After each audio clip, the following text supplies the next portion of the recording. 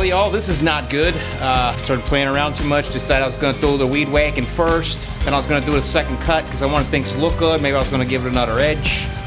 And I tempted fate for too long, tempted Mother Nature, and she's raining on me now. So now I'm gonna have to figure out what I'm gonna do. I'll stop this accident, but now I got clumps out there for sure. They're gonna be wet. You can't mow when it's wet because it clumps anyway. It's always just looking pretty though. Sure is. You guys have a great week. Weeknight lawn work. Hashtag it. I'll see you in the lawn.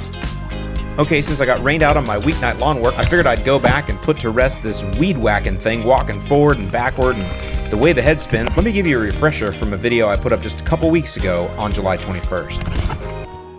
Now, for the weed whacking stuff, I've always, walked front ways. I trained myself to walk forward when I weed whack. It's just easier. Now I have these curbs around my house here, and it's really easy to weed whack around those, and I like to get it done quick. I don't want to waste any time, so I go forward, I walk straight, and I nail it, and I get it done. However, I've had a few lawn pros comment over the last few months and say, hey, Alan, when you're walking forward like that, you're actually throwing all of the clippings into your bed. Please note, the key to success in the following strategy is the spinny direction of the head. In this case, our head is spinning counterclockwise. So the first thing to note here is that you don't see any clippings right off, and this was weed whacked just 5 days before, which shows you that they do break down pretty quickly.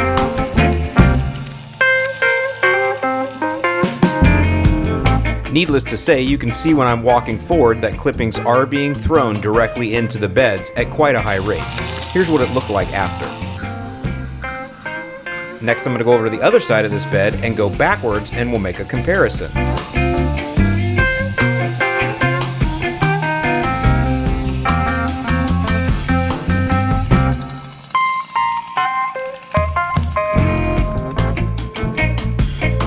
So there you go. You guys let me know how you decide to weed whack. You walk forward, backwards, twirl around your head. What do you do? But again, that's something I learned, and I figured if I didn't know it after all these years of doing this kind of thing, that maybe that might benefit some of you all as well. Okay, now.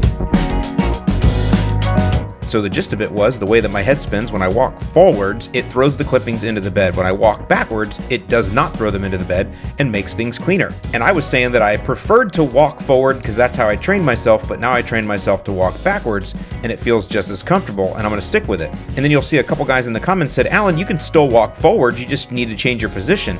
And if you go and look at the comments there, you'll see that for some reason I couldn't visualize it. I couldn't pick it up in my head. I couldn't pick up what they were putting down.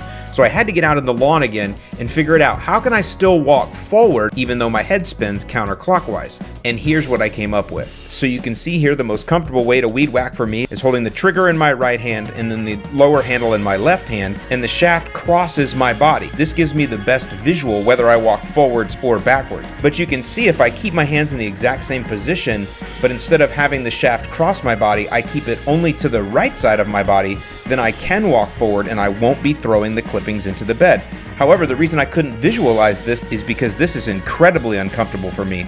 I can't see anything and I feel like I'm gonna fall down to my right. So while I could continue to walk forward and weed whack, there's no way that I could train myself to do it keeping the entire unit only on the right side. Definitely need to have the unit cross my body so I can see it best, balance best, and therefore keep the head consistent as I move. The long and the short of it is, it just shows how it's really hard to visualize something until you actually get out on the lawn and practice it. This is one of the concepts that I try to teach you guys, is that when you're just reading about lawn care in general, whether it's weed whacking, throwing down fert, spraying and praying, or even just general mowing, you really don't know what it's about, how hard it is, how easy it is, how simple it is, how difficult it is, until you get out and do it and learn it for yourself. This is all part of learning your land, is learning your equipment and learning the best way that you can use it to properly maintenance your property. With that, I hope you guys have a great week. I'll have a fresh podcast, Lawns Across America, coming out sometime later tomorrow, where we're going to talk all about grass seed. And with that, I'm Alan Hain, the Lawn Care Nut. Thanks for watching, and I'll see you in the lawn.